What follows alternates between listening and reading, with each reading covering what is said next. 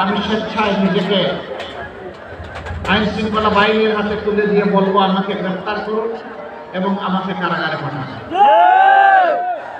যেদিন আজহারুল ইসলামের মুক্তি হবে তার পরের দিন আমার মুক্তি দিয়ে 13টি বছর কারাগারের অন্ধকার প্রকোষ্ঠে দুঃখে দুঃখে জীবনের সাথে তিনি লড়াই করছেন। এই সময়টা প্রিয়তমা সহধর্মিণীকে তিনি হারিয়েছেন। এই সময়টা তার পরিবার ছিন্ন ভিন্ন হয়ে গিয়েছে।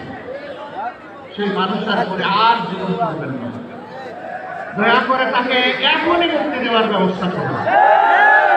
যদি মুক্তি না দেয়, বাংলাদেশ জামাতে ইসলামীকে সরাসরিভাবে আটকরি করতে এই দেশের 3 কোটি প্রাপ্তবয়স্ক মানুষ সমর্থন করে এই 3 কোটি মানুষকে জেলে নেওয়ার জন্য প্রস্তুত হয়ে যাবে।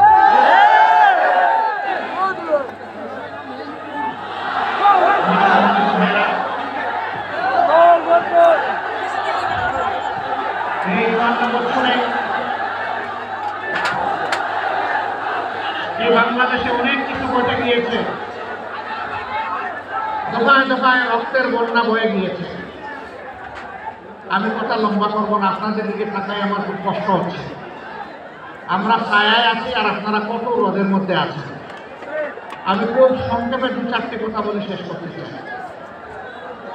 এই 54 বছরে অনেক দলের শাসন আপনারা দেখেছেন, অনেক আদর্শের কথা আপনারা শুনেছেন, কিন্তু সংখ্যাগরিষ্ঠ মানুষের প্রিয় আদর্শ ইসলামের শাসনটাই দেশবাসীর দেখার সুযোগ হয় নাই।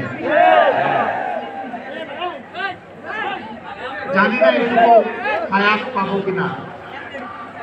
মহান আল্লাহর কাছে ভিক্ষা চাই, হে আল্লাহ, এতগুলো মানুষকে যখন তুমি দৌলতে ইমান দান করেছো, মেহরবানি করে সেই ইমানের কোরআনকে বাংলাদেশের